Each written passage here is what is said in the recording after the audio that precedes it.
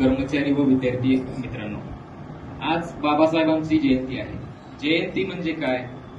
तर जयंती म्हणजे जी मरणानंतर एखाद्या माणसाची केली जाते त्याला जयंती म्हणतात. आपला वाढदिवस आहे, बरोबर आहे. आपला वाढदिवस आपल्या घरातले 4 लोक 4 मित्र करतात, त्याच्यातच लोक खुश आहेत. कुठं तर तलवारीने केक काप हे काप याच्यातच लोक खुश आहेत. पण बाबासाहेबांची जयंती का साजरी करतो आपण?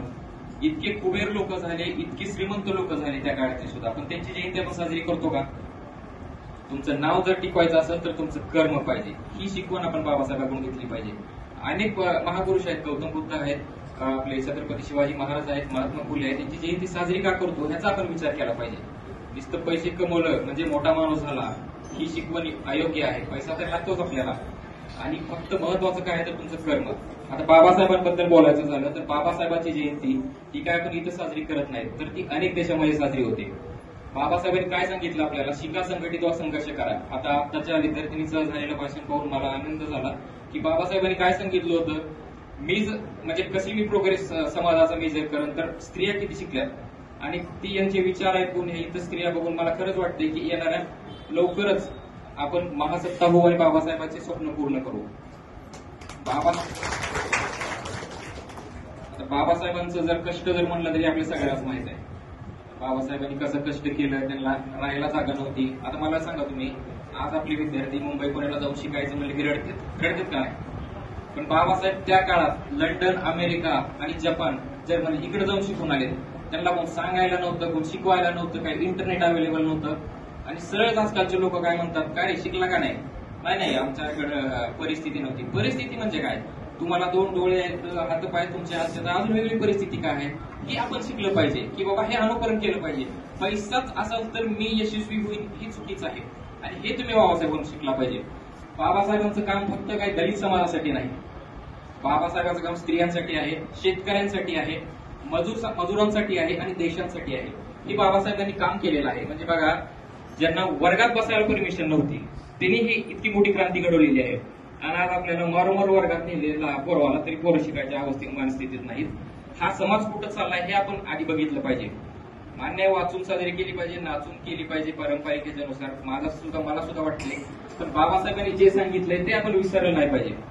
बाबासाहेबांचा जन्म कुठं झाला, हे पारंपरिक गोष्टी आहेत, अशी व्याख्यानं झाली पाहिजेत. बाबासाहेबांनी काय सांगितलं ह्याच्यावर जास्त महत्व दिलं पाहिजे. आज जर तुम्ही सगळे आलाय, तुम्हाला सगळ्यालाच माहित आहे बाबासाहेबांनी काय केलं. हीच रट्टा मारत बसायची गरज नाही की बाबासाहेबांचा जन्म महुला झाला, इकडे झाला, तिकडे झाला, त्यांनी हे केलं, हे सगळ्यालाच माहित आहे. पण आपण ते विचारात आणतो का हे बघणं गरजेचं आहे.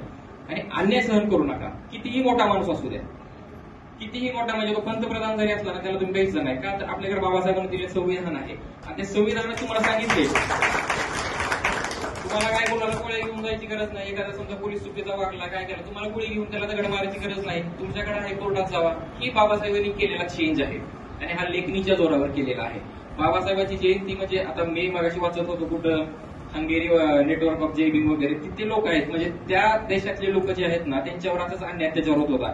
पण त्यांना जेव्हा कळाले की बाबा भारत देशात एक बाबासाहेब आंबेडकर नावाचे व्यक्ती घेऊन गेले आणि ते अस्पृश्य समाजातील होते, त्यांनी एवढा अन्याय सहन करून एवढं शिकून पूर्ण इथली सत्ता संस्था बदलली, तर त्यांनी सुद्धा याचं अनुकरण केलेलं आहे. आणि तिथं सुद्धा बाबासाहेबांची जयंती साजरी केली जाते.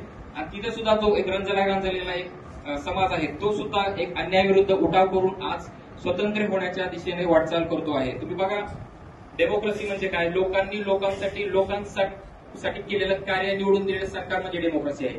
आज पाकिस्तानची अवस्था बघा, कोरियाची बघा. आज आपण लकी म्हणलं पाहिजे, एवढं बोलू शकतोय आपण, एवढं फिरू शकतोय, कुठं जायचं अमेरिकेला, इकडे कुठे जाऊ शकतोय.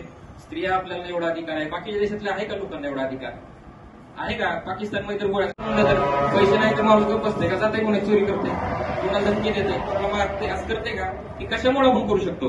हे फक्त शिक्षणामुळे करू शकतो. आणि बाबासाहेबांनी तेच सांगितले की शिक्षण हे वाघिणीचं दूध आहे, ते तुम्ही पिलं तर गुरु करणार. ह्याच्यामुळे आपण शिक्षण घेणं गरजेचं आहे. तुमचं फक्त नोकरी लागेल ह्याच्यासाठी शिक्षणाची गरज नाही. वेळेचा अभाव, मी काय 1.5 तास बोलू शकतो, परंतु वेळेचा अभाव करून सरांचं पुढचं जायचं असल्यामुळे जय भीम, जय महाराष्ट्र.